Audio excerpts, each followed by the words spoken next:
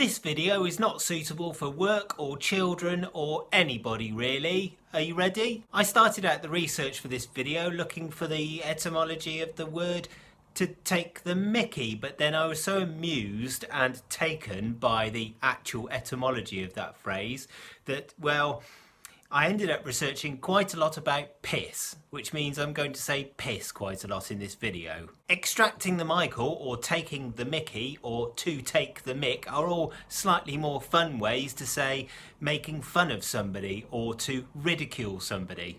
What's the etymology then? Well, there are theories out there that Michael or Mike or Mickey is actually just an alternative to micturate, which is an old Latin derived word meaning to urinate, i.e. to take the urine. As phrases.org points out, this is probably bollocks. The most likely origin is that it's actually to take the Mickey Bliss. Now, I don't know who Mickey Bliss is, no one really seems to know, but it's cockney rhyming slang for taking the piss, to take the Mickey Bliss, to take the Michael, to take the Mick, etc. Now, that all seemed quite simple, but it did get me thinking, why do we say to take the piss, and why do we piss take, and why do we piss things up the wall, and why do we use the word piss quite a lot, although it is quite fun to say piss? Also, why do we use the term piss to also mean drunk and annoyed? And also, how many words will the Profanosaurus Rex feature, which has or words or phrases which actually feature the word piss in them? All of this and more in the future of this video in the next few seconds and some minutes. According to the excellent Grammophobia, the word piss originates from an Anglo-Norman word, pisser, which makes me laugh because of course that's a vulgar way to refer to a toilet or a water closet. It is spelt P-I-S-S-E-R, but not being Anglo-Norman nor having spent any time studying medieval languages, I don't really know how but maybe that's how you say it, probably. I should also say that the word piss was not considered vulgar or coarse during that period of time, or way back when in the medieval period. It was just another different word to use instead of urinate or whatever other words people used then. You probably just said piss and no one would... Small children probably said it.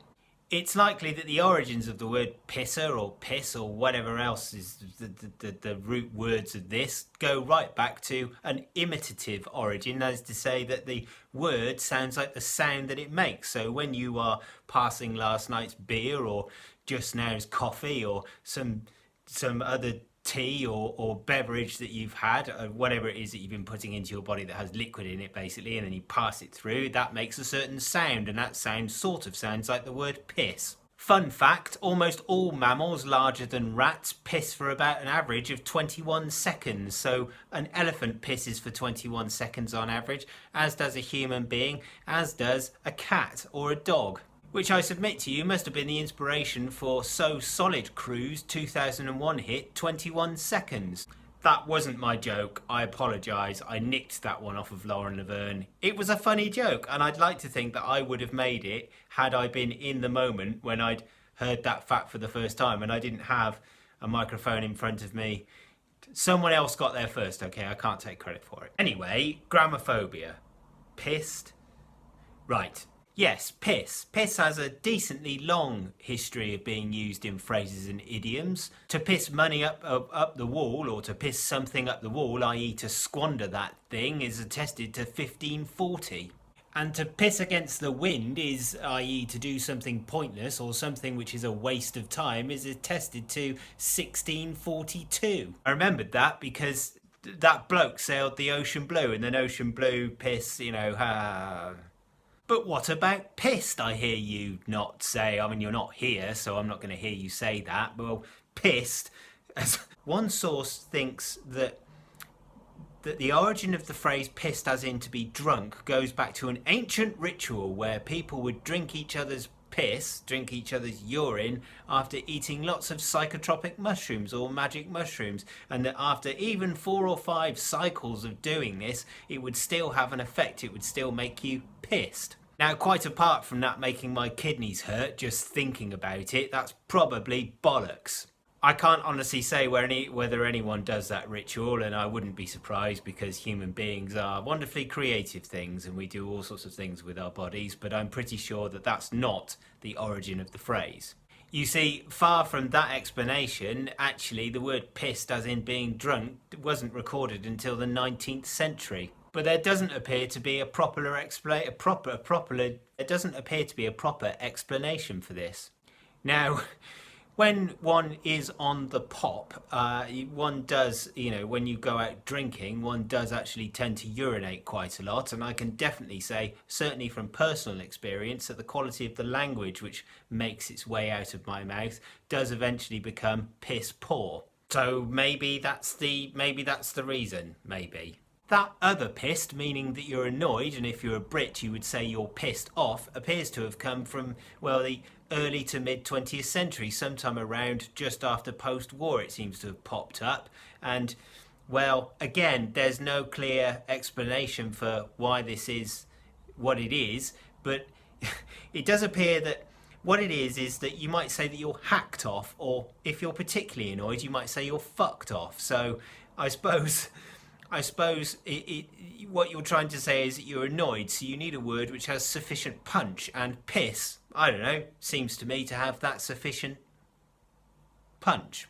During the research for this, my favourite one was piss proud, which I've never heard anyone say and I've never read it, but apparently it was a saying once, and this is to do with the fact that if you're a gentleman and you own a penis, or if you're not a gentleman and you own a penis, if you own a penis, then you will be aware that sometimes you wake up in the morning and that penis is, shall we say, proud.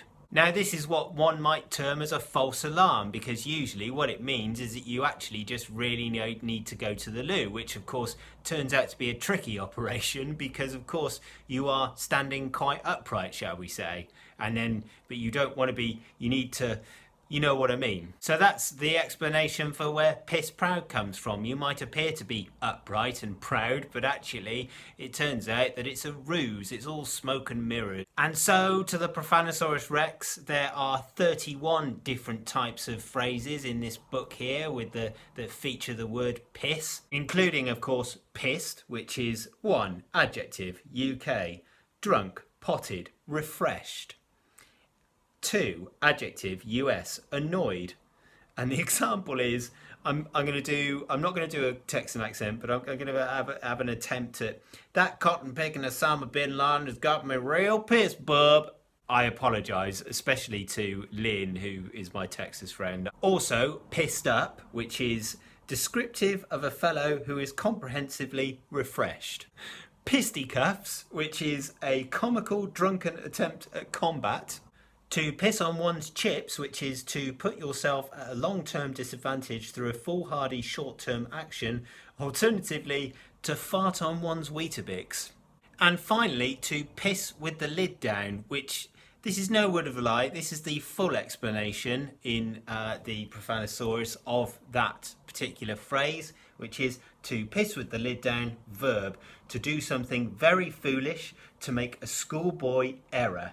And the example is, Mr. Paravicini's murderer is in this very room, and I'm afraid it is you, Brigadier Laithwaite, cried Mrs. Marple. The room fell silent.